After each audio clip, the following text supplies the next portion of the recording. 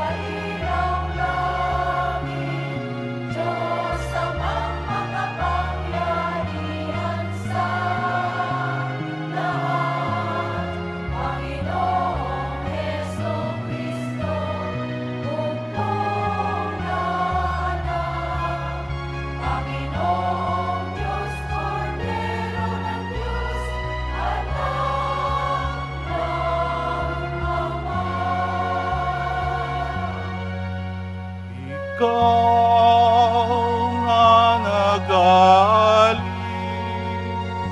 ng mga kasalanan ng sanlibutan. Maawa ka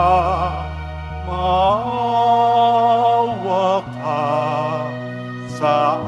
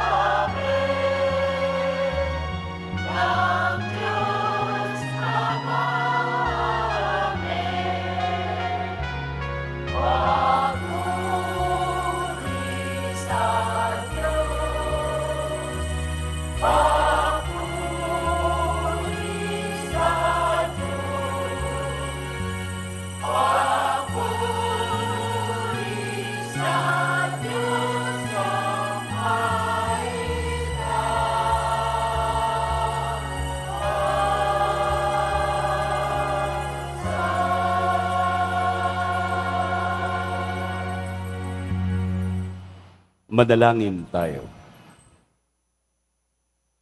Ama naming makapangyarihan, kalugdan mo kami at pagbigyan na magkamit ng kaloob mong karagdagan upang sa maalab naming pananalig, pag-asa at pag-ibig, kami mamalaging tumatalima sa iyong kautusan sa pamamagitan ni Heso Kristo, kasama ng Espiritu Santo, magpa sa walang hanggan.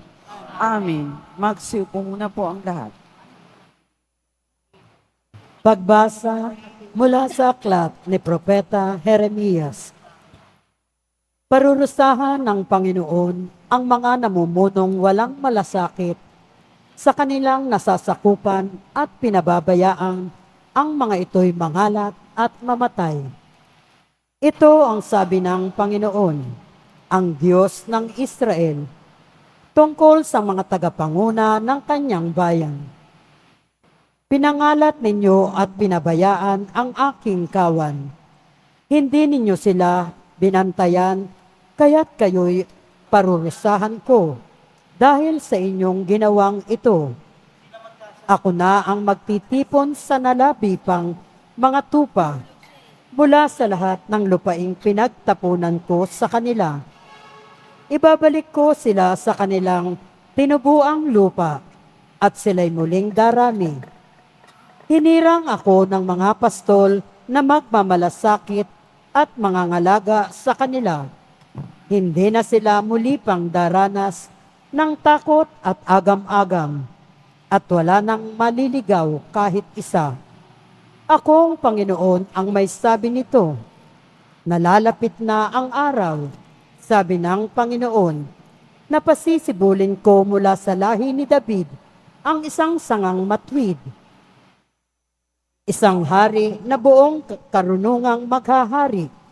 Paiiralin niya sa buong lupain ang batas at katarungan.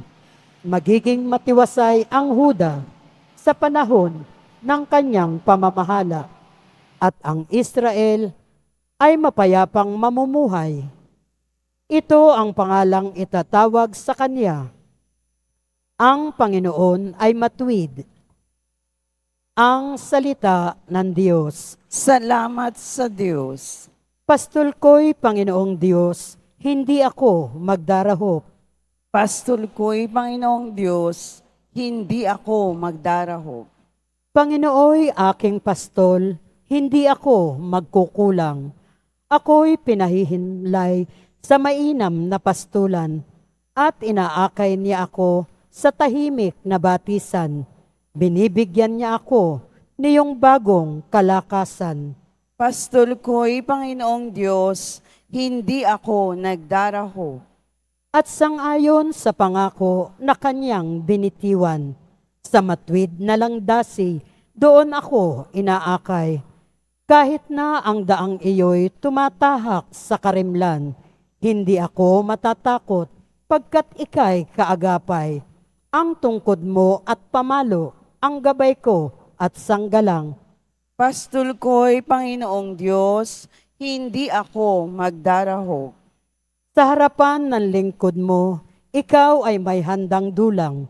Ito'y iyong ginagawang nakikita ng kaaway. Nalulugod ka sa akin na ulo ko ay langisan at pati na ang kalis ko ay iyong pinaaapaw. Pastol ko'y Panginoong Diyos, hindi ako magdaraho. Tunay na ang pag-ibig mo at ang iyong kabutihan. Sa saakit tataglayin habang ako'y nabubuhay.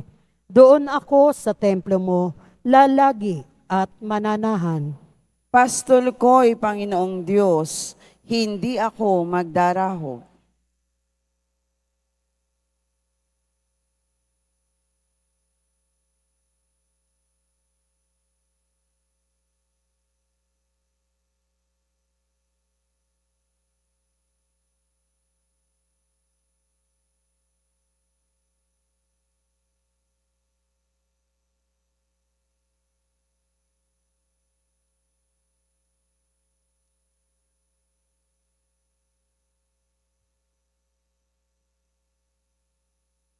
Pagbasa mula sa sulat ni Apostol San Pablo sa mga taga-Efeso.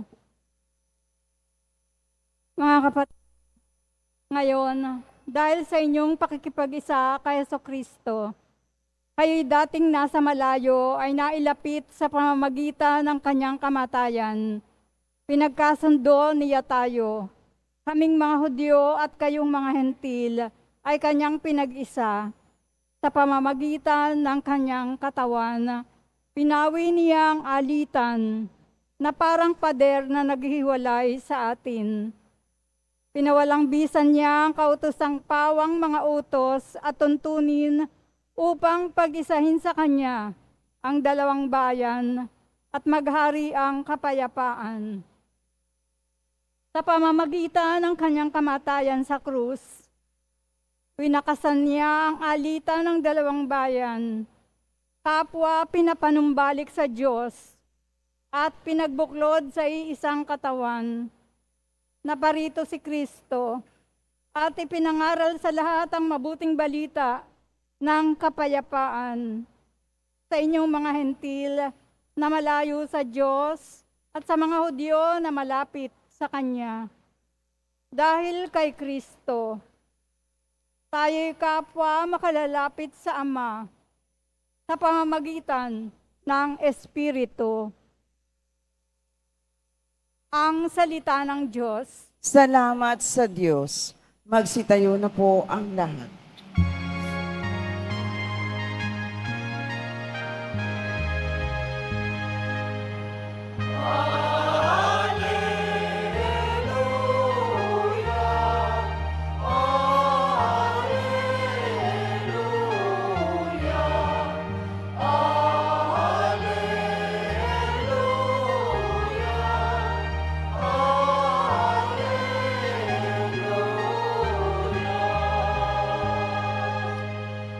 ang tinig ko'y pakikinggan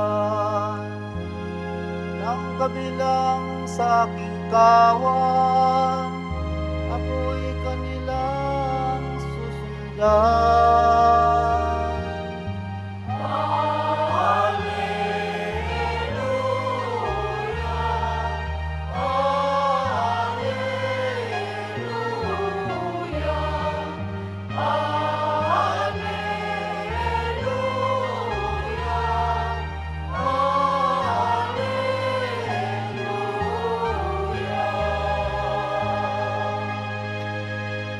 Sumainyo ang Panginoon, At sumayo rin. ang mabuting balita ng Panginoon ayon kay San Marcos. Papuri sa iyo, Panginoon. Noong panahong iyon, bumalik kay Jesus ang mga apostol at iniulat ang lahat ng kanilang naisagawa at naituro. Napakaraming taong dumarating at umaalis. Ano pat hindi na makuhang kumain ni Jesus at ng kaniyang mga alagad.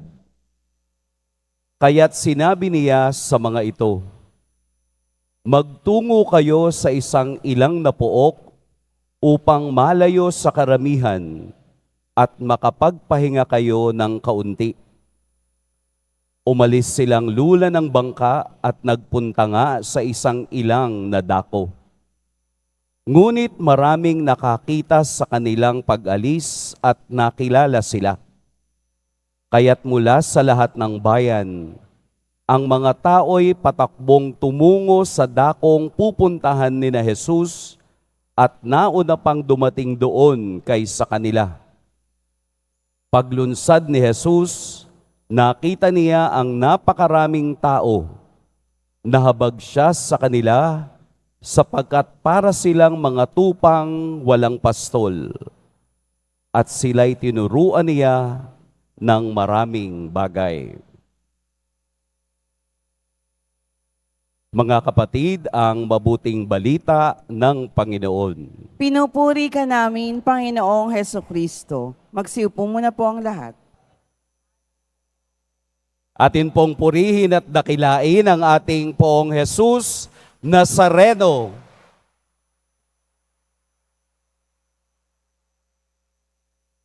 Ano pong pakiramdam nyo ngayon?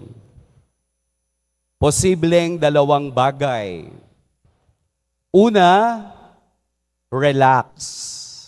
Pakitaas nga po ng kamay nung relax. Marami-rami rin, no? Siguro yung nakatayo, hindi relax. Pangalawa, aligaga.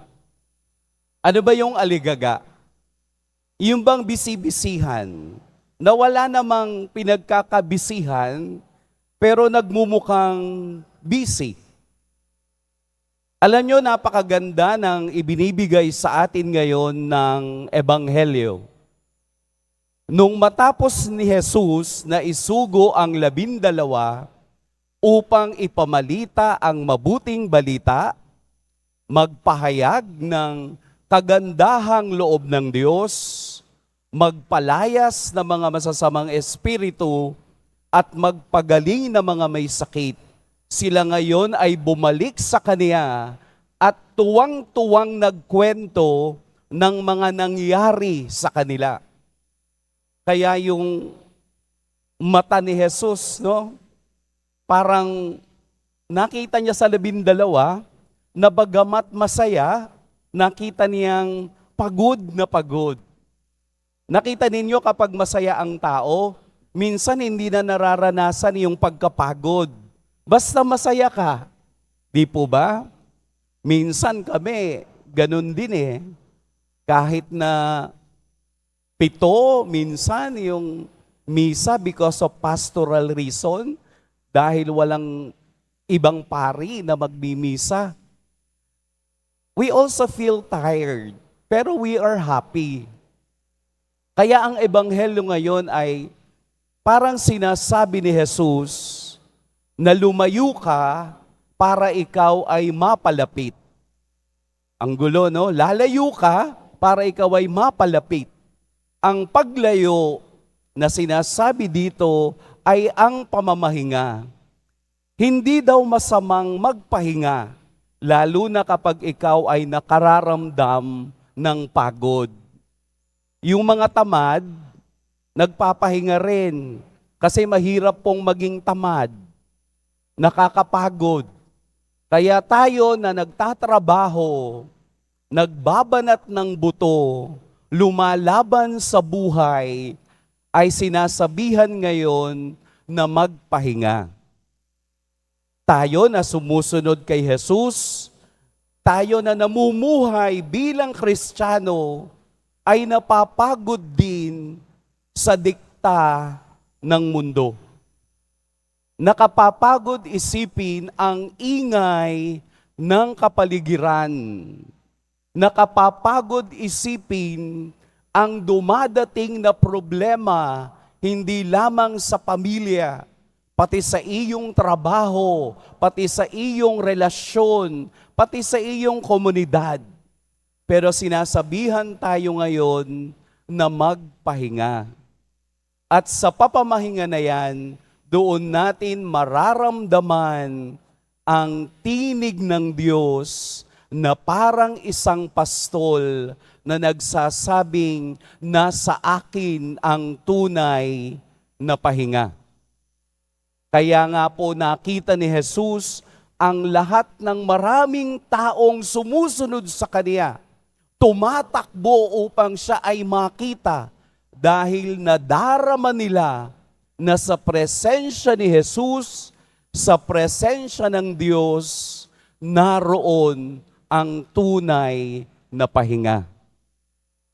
Kaya nga po tayo ay dumadayo pa dito sa ating dambana dahil gusto nating maramdaman ang paghaplos ng kamay ng Diyos upang maibsan ang ating pagod. Upang sa presensya ni Jesus, ang poong Nazareno ay makapagbigay ng tamang espiritu ng pag-ibig at ng awa. Magpahinga po tayo. Hindi po masama. Magpahinga tayo sa dikta ng mundo. magpahinga tayo sa bigat ng ating dinadala. Bakit po tayo nabibigatan? Dahil nauuna ang ating isip kesa sa puso. Hindi pa nangyayari, iniisip mo na. Kaya mabigat ang lahat ng bagay. Wala pa po ang bukas. Ang mahalaga ay ang ngayon, ang maramdaman natin, ang pahingang ibinibigay ng Diyos. Sino po yung naririto na may mga kasama? Pakitaas nga po ang kamay. Yung may mga kasama po. So karamihan, nag-iisa lang. Yung may mga kasama, pakitapik po sa balikat yung inyong kasama at sabihin mong patuloy lang. Tutuloy tayo dahil alam natin na ang Diyos ang hantungan at siyang kapahingahan sa tunay na larangan ng buhay. Kaya ka napapagod dahil ayaw mong pumunta kung nasaan ang Diyos. Ang mga taong sumunod sa Kanya ay nakaramdam ng biyaya dahil alam nila na ang tinig na kanilang sinusundan ay ang tinig ng mabuting pastol. Pahinga po tayo sa diwa ng Diyos. Pagpalain tayo ng poong may kapal.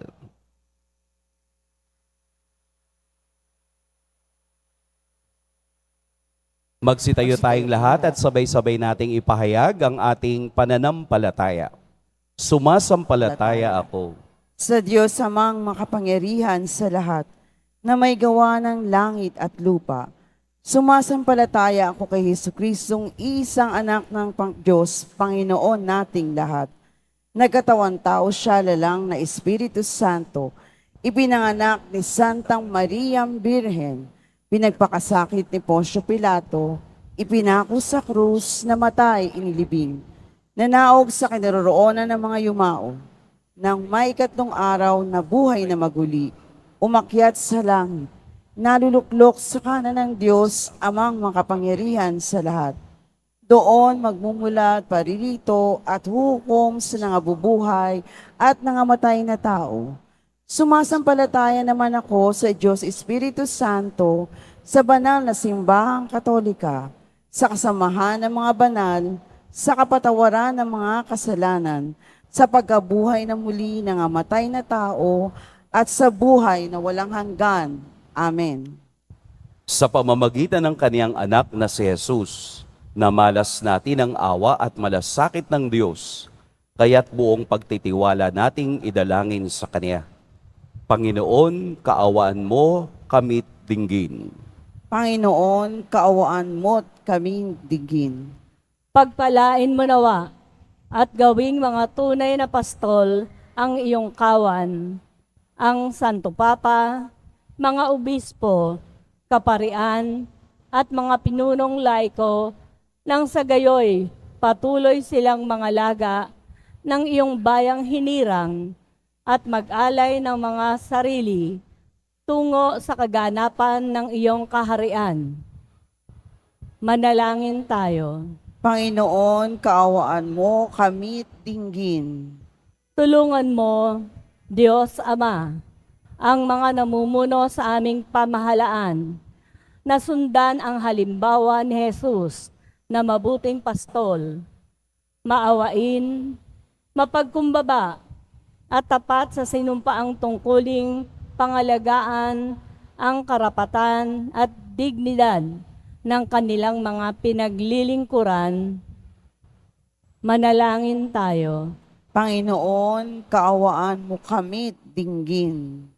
Upang mamayani ang kapayapaan sa Ukraine, sa Holy Land, at sa buong mundo, at ipag-adya nawa ang sangkatauhan sa karahasan, kasakiman, at pang-aabuso ng kapangyarihan na nagdudulot ng kamatayan sa marami. Manalangin tayo Panginoon, kaawaan mo kami at dinggin. upang ang lahat ng mga nagdurusa dahil sa kalupitan ay daglian ng makaranas ng kapayapaan at mamuhay ng may kapanatagan at kalayaan. Manalangin tayo. Panginoon, kaawaan mo kami at dinggin. Ipamalas mo, Diyos Ama, ang liwanag ng buhay na walang hanggan sa mga kapatid naming nahimlay, nang sa gayoy manatiling buhay ang kanilang pag-asang sila'y muling mabubuhay. Manalangin tayo. Panginoon, kaawaan mo kami at dinggin. Ama, dinggin mo ang panalangin ng iyong bayan. Punuin mo kami ng iyong kagandahang loob at awa. Hinihiling namin ito sa ngalan ni Kristong aming Panginoon. Amen. Magsiupo muna po ang lahat.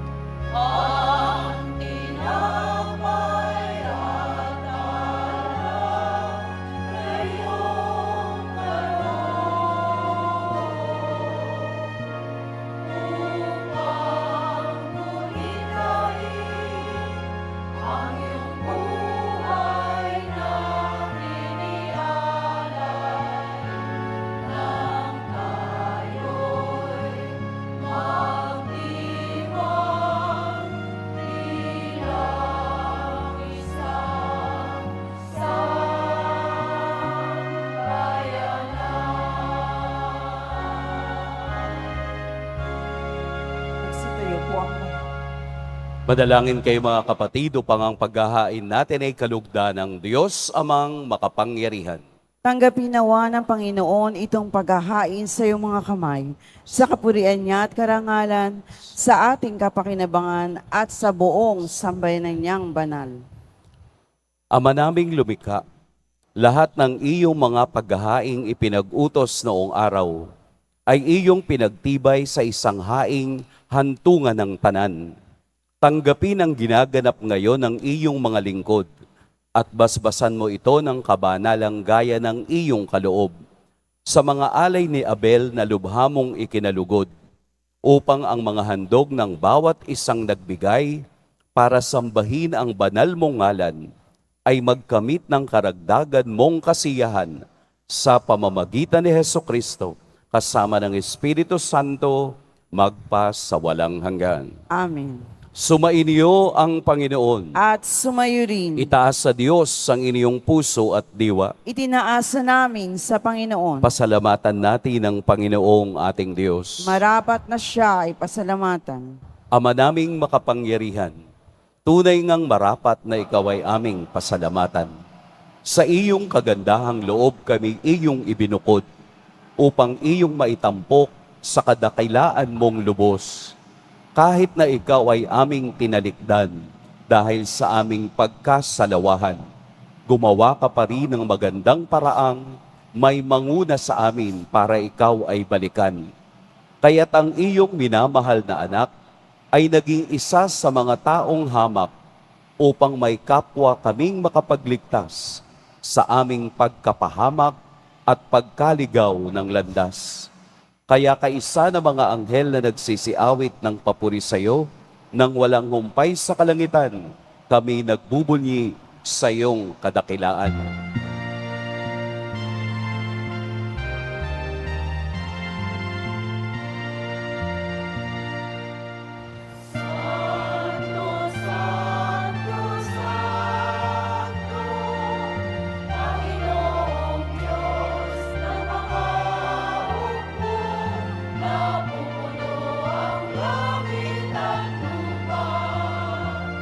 Ng kadakilaan mo.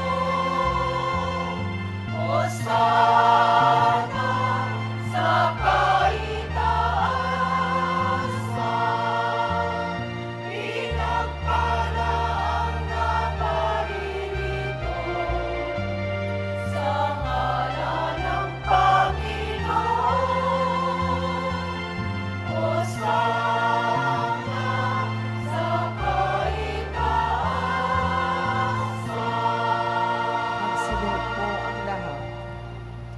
Ama naming banal, ikaw ang bukal ng tanang kabanalan.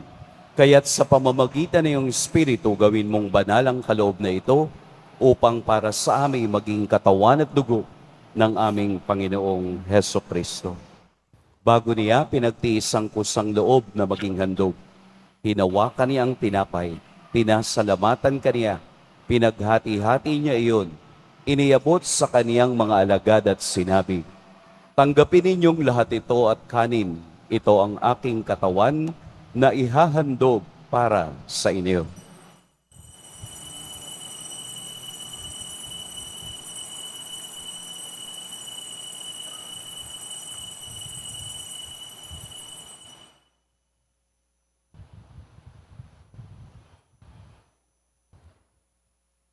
Gayun din naman, noong matapos ang hapunan, hinawakan niya ang kalis, muli kaniyang pinasalamatan. Inabot niya ang kalis sa kaniyang mga alagad at sinabi, "Tanggapin ninyong lahat ito at inumin. Ito ang kalis ng aking dugo, ng bago at walang hanggang tipan. Ang aking dugo na ibubuhos para sa inyo at para sa lahat sa ikapagpapatawad ng mga kasalanan.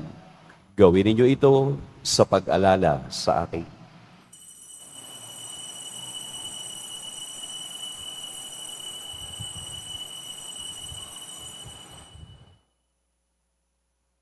Magsitayo po ang lahat. Ipagbunyi natin ang misteryo ng pananampalataya. Si Kristo'y namatay, si Kristo'y nabuhay, si Kristo'y babalik sa wakas ng panahon. Ama, ginagawa namin ngayon ang pag-alala sa pagkamatay at muling pagkabuhay ng iyong anak. Kaya't iniaalay namin sa iyo ang tinapay na nagbibigay buhay at ang kalis na nagkakaloob ng kaligtasan. Kami nagpapasalamat dahil kami iyong minarapat na tumayo sa harap mo para maglingkod sa iyo. Isinasamo namin kaming magsasalo-salo sa katawan at dugo ni Kristo ay mabuklod sa pagkakaisa sa pamamagitan ng Espiritu Santo. Ama, lingapin mo ang iyong simbahang laganap sa buong daigdig. Puspusin mo kami sa pag-ibig kay San Francisco na aming Papa at ni Jose na aming Obispo at ng Tanang Kaparian. Alalahanin mo rin ang mga kapatid naming nahimlay nang may pag-asang sila'y muling mabubuhay, gayon din ang lahat ng mga pumanaw.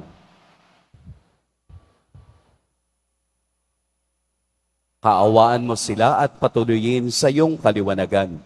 Kaawaan mo at pagindapating kaming lahat na makasalo sa iyong buhay na walang wakas. Kaisa ng mahal na Birheng Maria na ina ng Diyos, ng kabiyak ng puso niyang si San Jose, kaisa ng mga apostol ni San Juan Bautista, at ng lahat ng mga banal na namuhay dito sa daigdig ng kalugod-lugod sa iyo, maipagdiwang nawa namin ang pagpupuri sa ikararangal mo sa pamamagitan ng iyong anak na aming Panginoong Heso Kristo. Sa pamamagitan ni Kristo, kasama niya at sa Kaniya, ang lahat ng parangal at papuri sa iyo, Diyos, Amang makapangyarihan, kasama ng Espiritu Santo, magpa sa walang hanggan.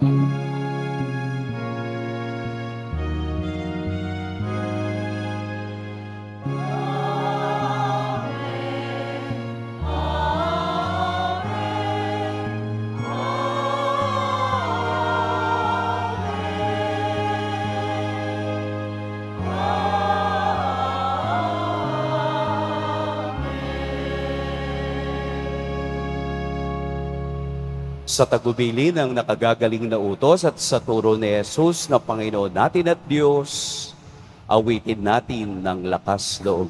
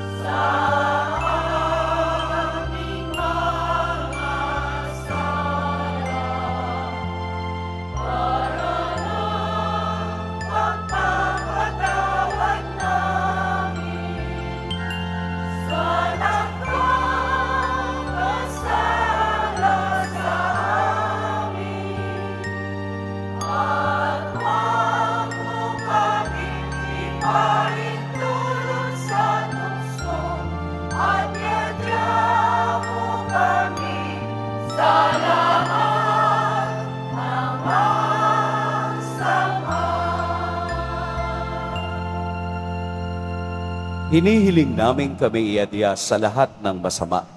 Pagkalooban ng kapayapaan araw-araw, iligtas sa kasalanan at ilayo sa lahat ng kapahamakan. Samantalang aming pinananabikan ang dakilang araw ng pagpapahayag ng tagapagligtas naming si Heso Kristo. Sapagkat iyo ang kaharian at ang kapangyarihan at ang kapurihan magpakailanman. Amen. Panginoong Jesucristo, sinabi mo sa iyo mga apostol, kapayapaan ang iniiwan ko sa inyo, ang aking kapayapaan ang ibinibigay ko sa inyo. Tunghayan mo ang aming pananampalataya at huwag ang aming pagkakasala. Pagkalooban mo kami ng kapayapaan at pagkakaisa ayon sa iyong kalooban, kasama ng Espiritu Santo, magpa sa walang hanggan. Amen. Ang kapayapaan ng Panginoon naway laging sumainyong lahat. At sumayo rin. Magbigayan kayo ng kapayapaan sa isa't isa. Peace be with you. Kordero ng Diyos na nag-aalis ng mga kasalanan ng sanlibutan, maawa ka sa amin. Kordero ng Diyos na nag-aalis ng mga kasalanan ng sanlibutan, maawa ka sa amin. Kordero ng Diyos na nag-aalis ng mga kasalanan ng sanlibutan, ipagkaloob mo sa amin ang kapayapaan. Magsiluhod po ang lahat. Narito si Jesus ang ating tunay na kapahingahan. Ito ang kordero ng Diyos. Ito ang nag-aalis sa mga kasalanan ng sanlibutan. Mapapalad ang inaanyayahan sa kaniyang piging. Panginoon, hindi ako karapat-dapat na magpatuloy sa iyo, ngunit sa isang salita mo lamang ay gagaling na ako.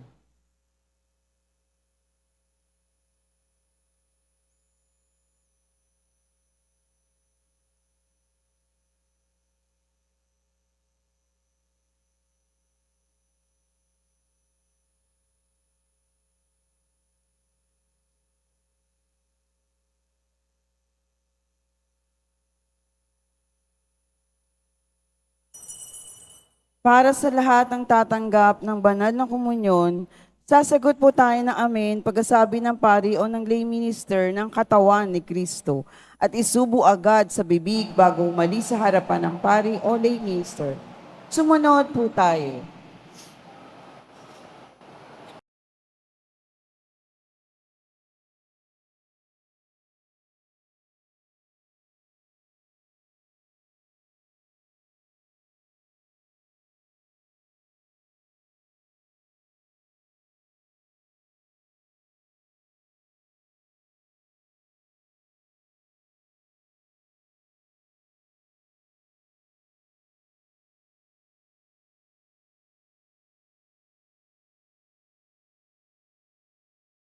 Ama naming mapagmahal, manatili kang kapiling ng iyong sambayanan na ngayoy pinapakinabang mo sa iyong sariling buhay at gawin mong kami pasulong na makahakbang mula sa dati naming pagkamakasalanan patungo sa pagbabagong nagdudulot ng iyong kabutihan. Sa pamamagitan ni Jesucristo, kasama ng Espiritu Santo, magpa sa walang hanggan. Amen. Sumainyo ang Panginoon. At sumayo rin. Yumuko kayo para sa pagbabasbas. Mahal na poong Jesus Nazareno, inihayag mo sa pamamagitan ng krus ang walang maliw na pag-ibig ng Diyos sa sangkatauhan. Pakinggan mo po ang kahilingan ng iyong angkan na nagsusumamo sa iyo. Makamtan nawa nila ang iyong katugunan at tanggapin ang kasagutan na may utang na loob na tinatanaw. Basbasan din po ninyo ang mga daladala nilang mga imahen at dasalan. Sa pamamagitan ng bendisyon na ito, naway maalala nila ang mga pangako nila noon sa binyag na ikaw ang kanilang iibigin at paglilingkuran bilang Panginoon magpa sa walang hanggan. Amen. At pagpalain kayo ng makapangyarihan at mapagmahal na Diyos, ang Ama at Anak at Espiritu Santo.